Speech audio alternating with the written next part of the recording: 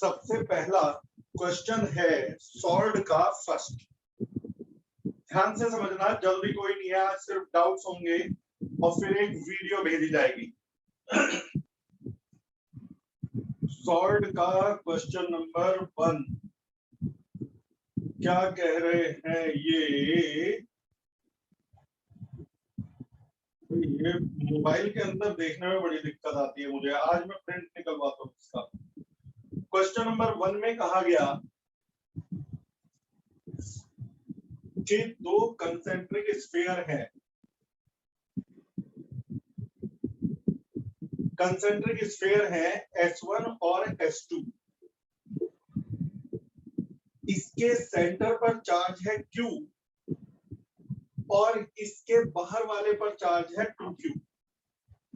Centre पे point charge है Q, sphere में नहीं है, सेंटर पर पॉइंट चार्ज है Q और S2 पर पूरे पर फैला हुआ चार्ज है 2Q।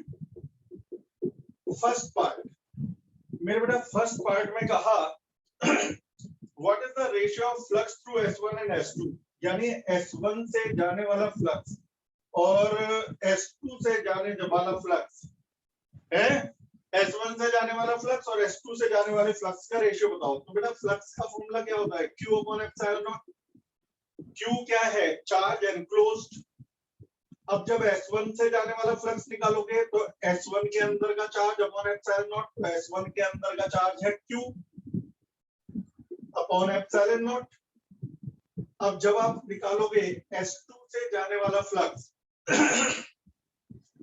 जब आप निकालोगे बेटा S2 से जाने वाला फ्लक्स, तो S2 के अंदर कितना चार्ज है? S2 के अंदर Q भी है और S2 पर 2Q भी है। 2Q भी तो S2 पर ही है और जो सरफेस पर होता है वो भी अंदर ही माना जाता है, यानी S2 के अंदर 2Q है और S2 के अंदर ये Q भी है, तो S2 के अंदर हो गया 3Q अपॉन एप्सिलॉन नॉट।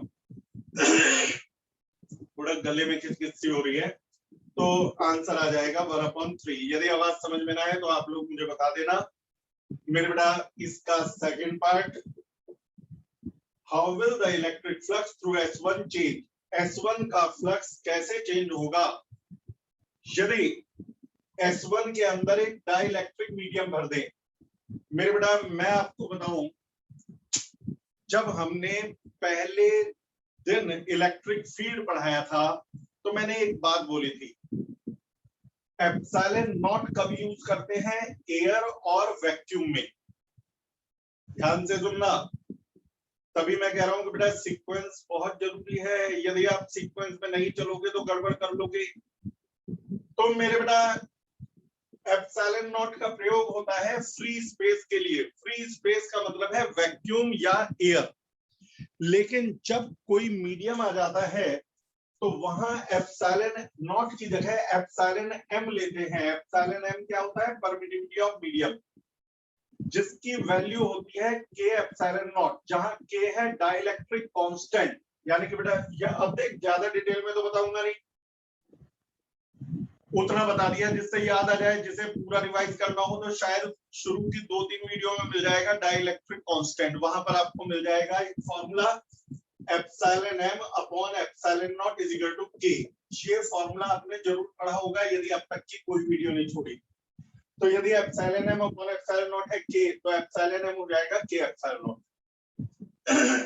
मतलब ये मैं पूछूं कि किसी चार्ज से निकलने वाला फ्लक्स क्या होता है, तो यदि चार्ज के चारों तरफ एयर या वैक्यूम है तो होता है Q अपॉन एप्सिलॉन नॉट।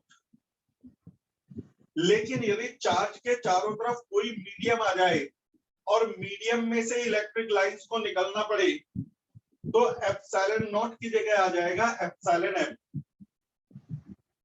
क्योंकि इलेक्ट्रिक लाइंस को मीडियम से निकलना पड़ रहा है तो आ जाएगा Q अपॉन एप्सिलॉन एम। और एप्सिलॉन एम होता है के एप्सिलॉन नॉट, तो Q अपॉन के एप्सिलॉन नॉट। यही हुआ सेकंड पार्ट में। सेकंड पार्ट में Q से निकला फ्लक्स S1 तक पहुंच रहा था। कितना फ्लक्स पहुंच रहा था भाई? फ्लक्स तो चार्ज से ही निकलता है। Q से निकला फ्लक्स S1 तक पहुंच रहा था, कितना? Q upon epsilon not. लेकिन जब आपने S1 के अंदर मीडियम भर दिया तो Q से निकला फ्लक्स मीडियम से होकर के जाएगा और तब S1 पे पहुंचेगा, और यदि मीडियम से होकर के जाएगा तो एप्सिलॉन नॉट की जगह K एप्सिलॉन नॉट आ जाएगा। तब S1 पर पहुंचने वाला फ्लक्स होगा, तब S1 पे पहुंचने वाला फ्लक्स होगा Q upon K epsilon not. यही सेकंड पार्ट का आंसर है। अब आता है बेटा तीसरा पार्ट। तीसरे पार्ट में कह रहे हैं यदि हम यहां पर मीडियम ना भरे, यहां ना भरे, यहां मीडियम भर दें तो S1 पे कितना फ्लक्स पहुंचेगा। तो जिस बच्चे ने ध्यान से थ्योरी सुन ली है वो समझ चुका है कि बेटा ऐसे में चार्ज से निकलने वाला फ्लक्स S1 तक पहुंचेगा बिना किसी मीडियम में पहुंचे घुसे हुए। भाई इस मीडियम से क्या फर्क पड़ रहा है, चार्ज से निकला फ्लक्स बिना किसी मीडियम के S1 पे पहुंच गया, और यदि बिना किसी मीडियम के S1 पर पहुंच गया तो फिर वही Q अपॉन एप्सिलॉन नॉट।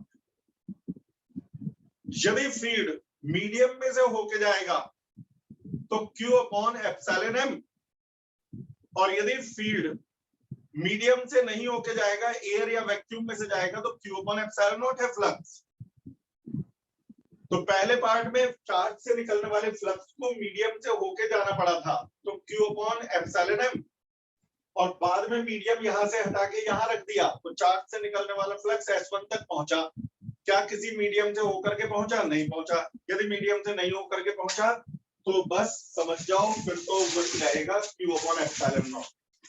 तो फर्स्ट क्वेश्चन कई बच्चों का डाउट था, मैंने पूरा डिटेल में बता दिया। यदि फिर भी कोई समझ में ना आए तो आप पूछ सकते हो मेरे से दोबारा। अब मेरे बेटा हम लोग पहुंच गए अगले क्वेश्चन की तरफ, जो है क्वेश्चन नंबर सॉल्व का 3। मैंने लिस्ट बना रखी है रजिस्टर पे और मोबाइल से देख रहा हूं। क्वेश्चन नंबर 3 देखिए भाई क्या कह रहे हैं। 1 2 3 भाई थर्ड जैसे कितने सारे न्यूमेरिकल करा दिए। कई बच्चे तो फिगर देखते ही पहचान जाएंगे। जहां तक मुझे लगता है कुछ बच्चों की कुछ वीडियोस रह रही होंगी तभी उन्होंने पूछा है। सर ये आपने करा दिया था थर्ड भी, सेवेंथ भी और वीडियो में। ये फिगर देख के कुछ याद आया आपको बच्चों? याद आ गया? बोलो। Yes sir. Yes sir. अरे ये तो हो गए थे काफी यस सारे। सर। कहो तो दोबारा बताओ। No sir. No sir. एक बार अभी कल परसों। तो थर्ड वाला देखो, जिस बच्चे का भी डाउट था, मेरा लिखना फर्ज था कि क्या पता उसे 2 बार में समझ में ना आया हो, लेकिन जब आप कह रहे हो कि आ गया तो ठीक, फिर भी ना आया हो तो व्हाट्सएप ग्रुप है, आप व्हाट्सएप पे मुझे पूछ लेना, मैं बता दूंगा। आपकी गलती नहीं। कई बार क्या होता है कुछ बच्चों की वीडियो पेंडिंग पड़ी हुई है, उन्होंने मेरे कहने से शीट नंबर 5 के क्वेश्चंस ट्राई कर दिया, अब उनकी दिक्कत आ गई। अब क्योंकि उन्होंने वीडियो नहीं देखी तो उनकी गलती कैसे निकाल दूं मैं? तो मैं आप लोगों की गलती नहीं निकाल रहा, तो ये पुरानी वीडियो में ये मिल जाएगा। थर्ड भी और सेवेंथ और नाइन्थ की भी फिगर बना के दिखाता हूं, आप समझ जाओगे। सेवेंथ की भी सेम फिगर है, सेवेंथ भी सेम है, और मेरे बालक क्वेश्चन नंबर 9 भी सेम है। लेकिन मैं 9 करवाऊंगा क्योंकि उसमें शेप क्यूब की बजाय सिलेंडर दे रखी है, तो मैं कहता हूं चल एक बता ही दे, रिवीजन जितनी बार हो जाए उतना अच्छा। ये कह रहे हैं कि यहाँ पर एक सिलेंडर रखा हुआ है, क्वेश्चन नंबर 9 शॉर्ट में से एक हॉलो सिलेंडर है, ये डिस्टेंस है 1 मीटर, ये लंबाई भी इसकी 1 मीटर, यानी ये coordinate X is equal to 1, ये coordinate X is equal to 2। Area of cross section जो इसका एरिया है वो है 25 सेंटीमीटर स्क्वायर, यानी कि 10 की पावर -4 मीटर स्क्वायर इसे रखा गया है। ठीक, इलेक्ट्रिक फील्ड है 50x आई कैप, तो बताओ इसमें चार्ज कितना है।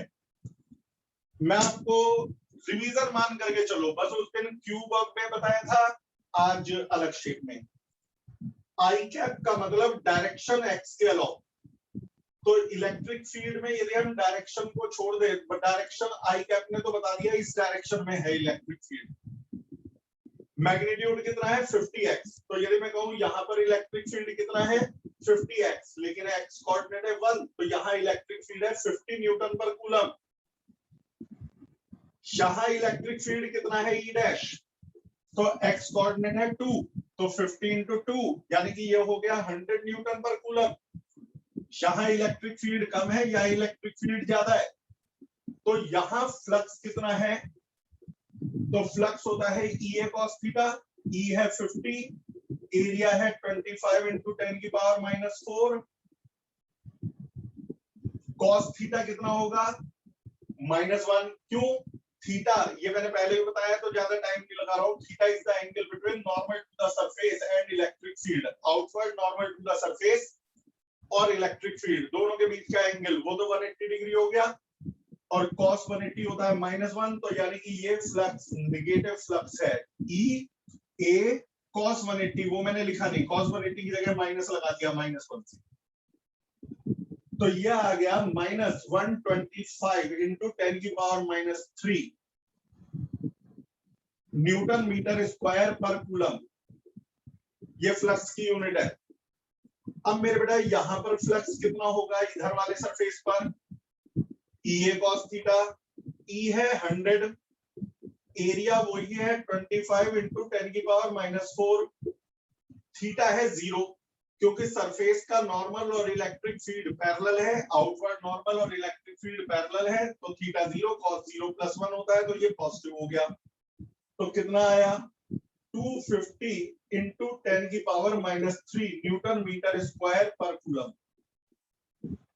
टोटल फ्लक्स कितना हो गया बेटा, टोटल फ्लक्स हो जाएगा माइनस का 125 अब प्लस का 250, दोनों को जोड़ दो तो प्लस का 125 रह गया, तो प्लस 125 into 10 की पावर -3 न्यूटन मीटर स्क्वायर पर कूलम। ये है टोटल फ्लक्स, यानी कि पहले पार्ट का आंसर। कई बच्चे कहते हैं ये वाला सरफेस क्यों नहीं लिया, तो जो बच्चा डेली पढ़ रहा है वो नहीं पूछेगा। इलेक्ट्रिक फील्ड है इस डायरेक्शन में, सरफेस का नॉर्मल है ये, थीटा हो गया 90, तो जब आप फ्लक्स निकालोगे EA cos थीटा, उसमें थीटा को 90 रखोगे, थीटा को 90 रखोगे तो फ्लक्स 0 आ जाएगा, और यदि मेरे बेटा फ्लक्स 0 आ जाएगा तो फिर इसे कंसीडर करने की जरूरत नहीं है, यहाँ नेगेटिव फ्लक्स, यहाँ पॉजिटिव फ्लक्स, और बाकी कर्व वाले पर 0 फ्लक्स। तो मेरे बेटा यहाँ पर हमारा टोटल फ्लक्स आ गया। अब वो कह रहे हैं इसके अंदर चार्ज बताओ, तो मैंने उस दिन क्या बोला था, नेगेटिव फ्लक्स है कम, पॉजिटिव फ्लक्स है ज्यादा, अंदर घुस रहा है कम फ्लक्स, निकल रहा है ज्यादा फ्लक्स, तो अंदर कोई ना कोई चार्ज बैठा हुआ है जो फ्लक्स पैदा कर रहा है। वो चार्ज कितना है, तो टोटल फ्लक्स को Q/ε0 के बराबर रख के Q निकाल लेना, क्योंकि ε0 की वैल्यू तो पता ही है हमें, 8.85 into 10 की पावर -12 वैल्यू रख के आंसर आ जाएगा। तो ये आ गया क्वेश्चन नंबर 9।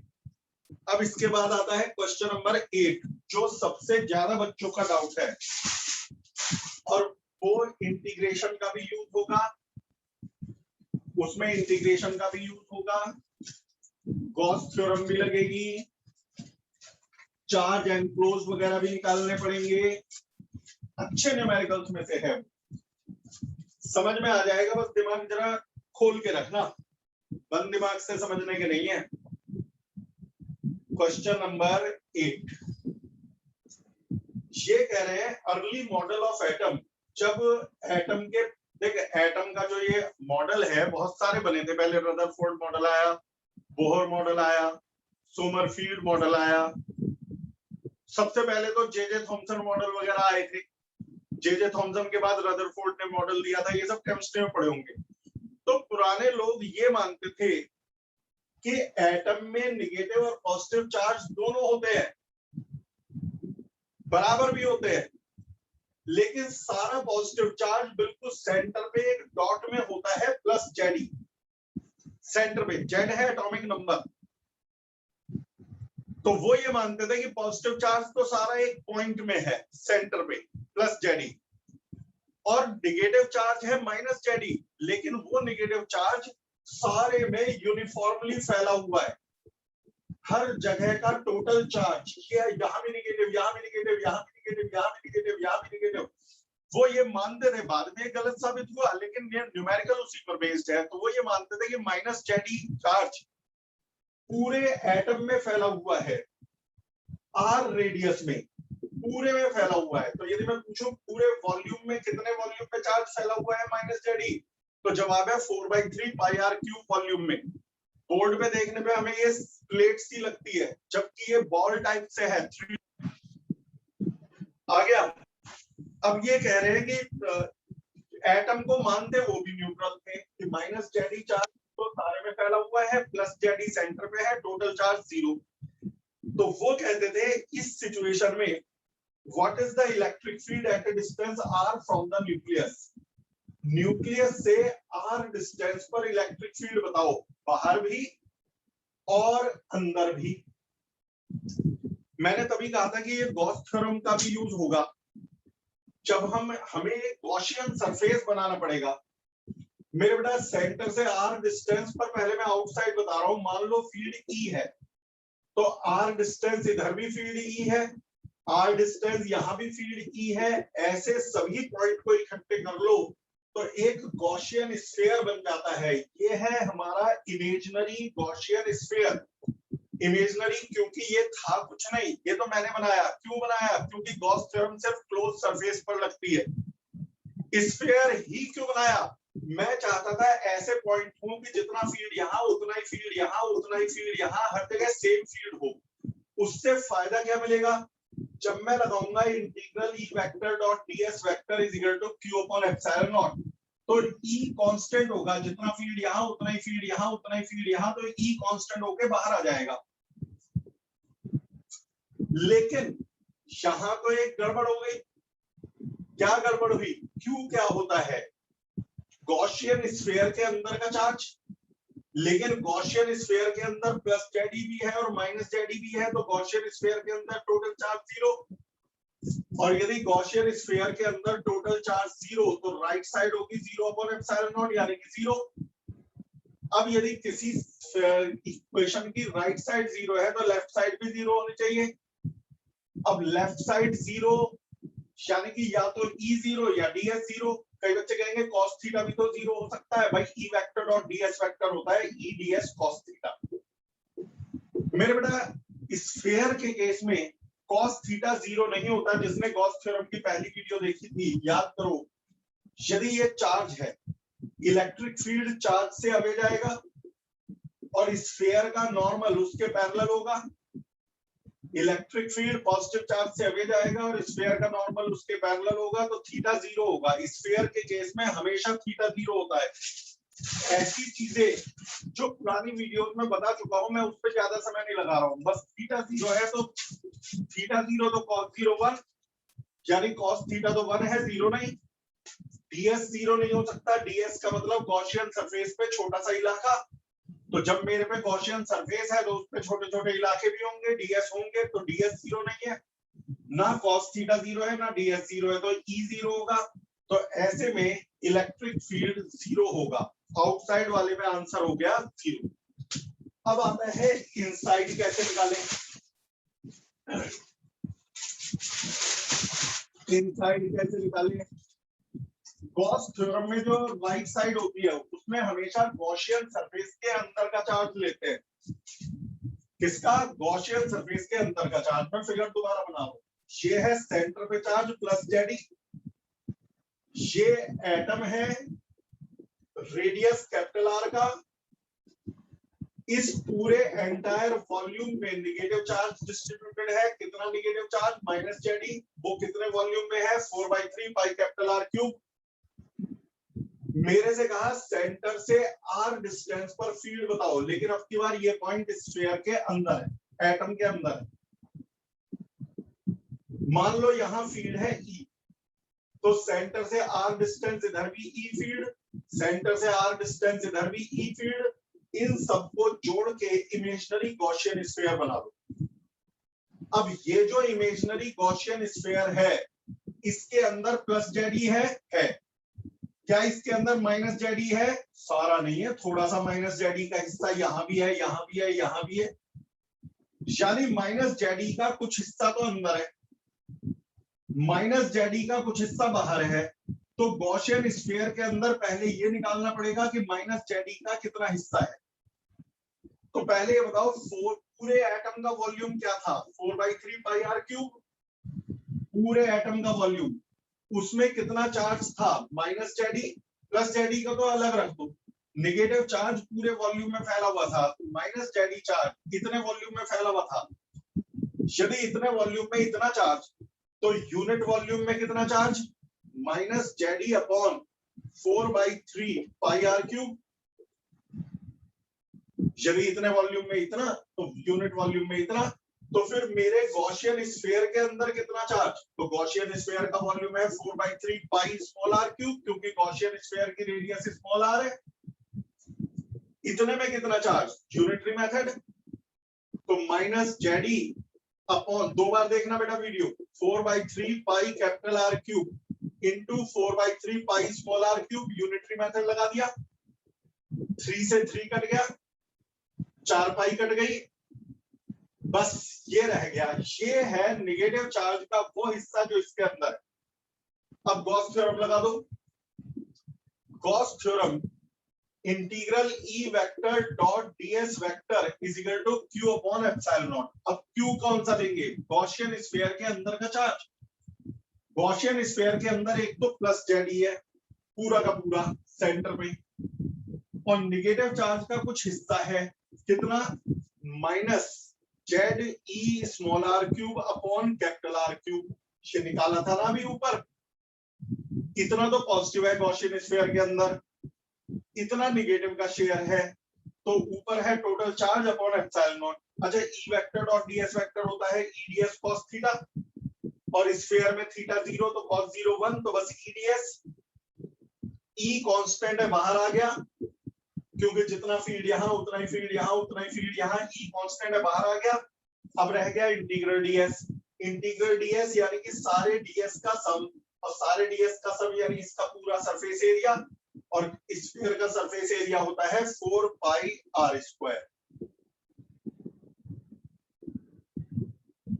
तो ई कितना होगा? 4 पाई आर स्क्वायर को नीचे ले जाओ, बस आ गया आंसर। यही है इलेक्ट्रिक फील्ड। मेरे बेटा ये वीडियो तो दोबारा तो देखनी पड़ेगी, बनती भी है यार, उस लेवल की है, डाउट्स हैं, और डाउट हमेशा अच्छे ही क्वेश्चंस में आते हैं, बेकार क्वेश्चन में नहीं आते। तो ये उम्मीद करूंगा सब देखेंगे। तो सॉल्व के तो सारे डाउट्स जो आपने अब तक पूछे थे बता दिए। अब आते हैं कंसेप्चुअल के डाउट्स। कंसेप्चुअल के आपने पूछे हैं 5, 8, 9, 10 और 13। चल भाई, कंसेप्चुअल का पहले आ जाओ 5।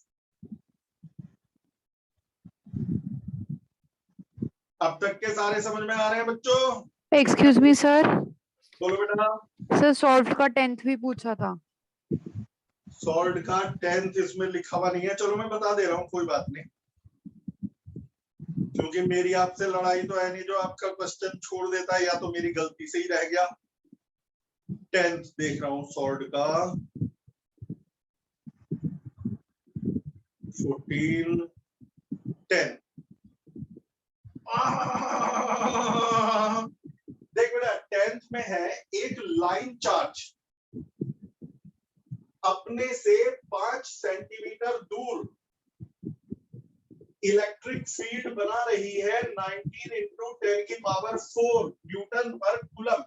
ये आर दे रखा है और ये फील्ड। एक line charge, infinite long line charge, इतनी डिस्टेंस पर इतना फील्ड बना रही है। तो इसकी लाइन चार्ज डेंसिटी बताओ, यानी कि लैम्डा बताओ। सिर्फ फार्मूला याद होगा तो मेरे बेटा हो जाएगा।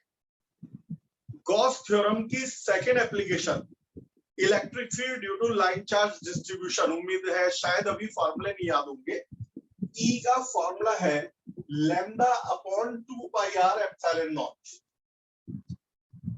Lambda upon 2 pi R epsilon naught, जिसमें से ई दे रखा है सर इसकी कैलकुलेशन नहीं हो रही थी, समझ तो आ गया था। मल्टीप्लाई डिवाइड करूंगा, ई को रख दो यस 10 की पावर 4 लैम्डा अपॉन 1 का आसान तरीका बता दूं, शॉर्टकट। आप ना 2 पाई एप्सिलॉन नॉट को अलग लिख दो। 1/4 पाई भी बना सकते हैं सर इसे। सुन वही कर रहा हूं, पहले 2 पाई एप्सिलॉन नॉट को अलग कर दो, 2 ऊपर मल्टीप्लाई करो, 2 नीचे मल्टीप्लाई करो। अब फायदा क्या रहेगा बेटा, 1/4 पाई एप्सिलॉन नॉट होता है 9 × 10 की power 9, 2 lambda upon R, R है 5 सेंटीमीटर यानी 0.05। आई थिंक अब आसानी से कर लोगे। Yes sir. हो जाएगा बेटा मेरे बेटा। Yes sir. तो आपको ही करनी पड़ेंगी लॉन्ग टेबल। मैंने आपको सबको सलाह दी थी कि जो टिपिकल हो उसे लॉन्ग से करना सीखो। कुछ बच्चे ऐसे करते हैं, भाई मैं तो देख कैलकुलेशन बोर्ड पे क्लियर नहीं करता कि टाइम वेस्ट ना हो, ज्यादा से ज्यादा समझ लो। कुछ बच्चे भी ऐसे ही करने लगते हैं, घर पे बस फॉर्मूला लिखा अब तो हो जाएगा, फिर एग्जाम में कैलकुलेशन की आदत नहीं रहती, और जब कैलकुलेशन की नहीं आदत रहती वो एग्जाम पे भी फार्मूले लिख के आते हैं। तो मैं सलाह दे रहा हूँ डेली कुछ न्यूमेरिकल्स बाय हैंड कैलकुलेट करने की आदत डालो लॉग टेबल से। अब कंसेप्चुअल में क्वेश्चन नंबर 5 है,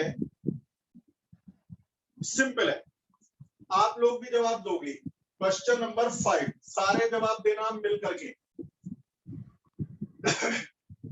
एक क्यूब है, क्यूब के सेंटर पर चार्ज क्यू रखा हुआ है, सेंटर पे। वो कह रहे हैं 2 अपोजिट फेसेस में से कितना फ्लक्स जाएगा।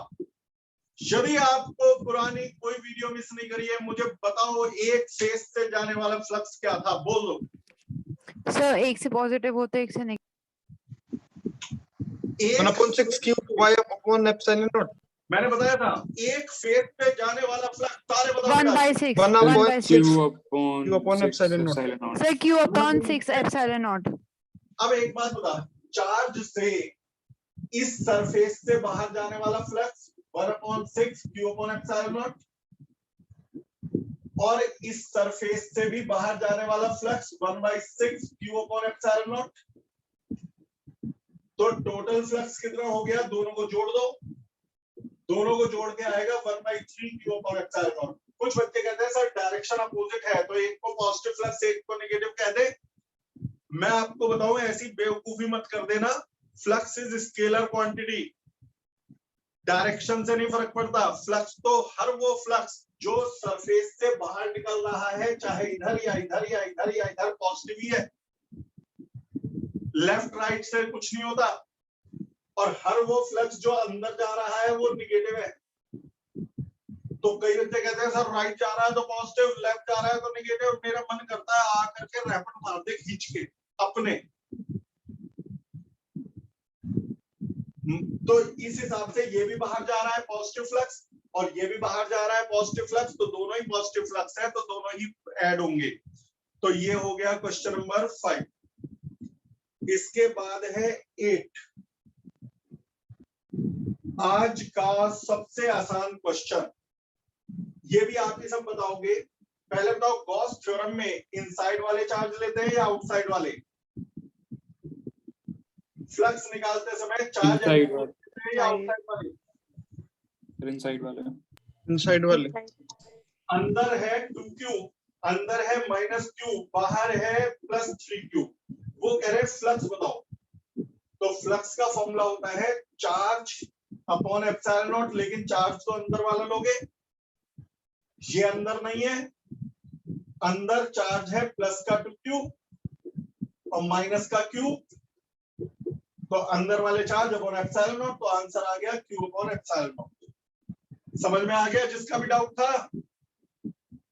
बालको मैं देख समझाता बड़े मन से हूं, लेकिन मुझे जवाब चाहिए होते हैं, जवाब बोलते नहीं तो मुझे फिर मन हटने लगता है।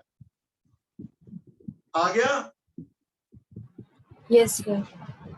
सबको पूछ रहा हूँ, एक ही जवाब आया, सबको आ गया आ गया। मीटिंग रूम Yes, में sir. भाई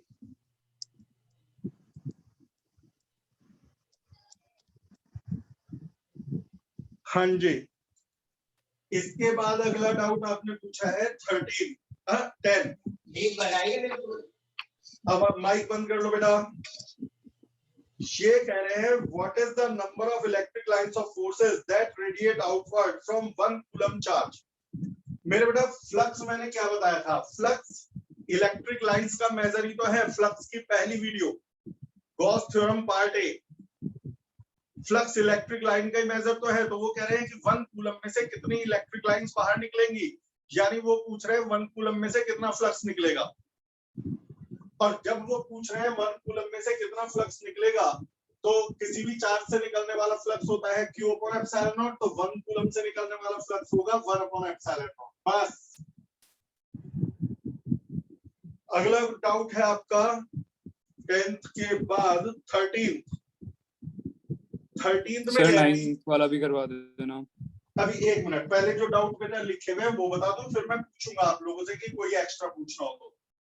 13th में सिर्फ फॉर्मूला याद होगा तो आप कर दोगे, क्योंकि ये गॉस थ्योरम की लास्ट एप्लीकेशन का लास्ट केस था। गॉस थ्योरम में थी पैरेलल शीट्स, यदि याद हो, और उसमें आखिरी केस था प्लस सिग्मा और माइनस सिग्मा वाला।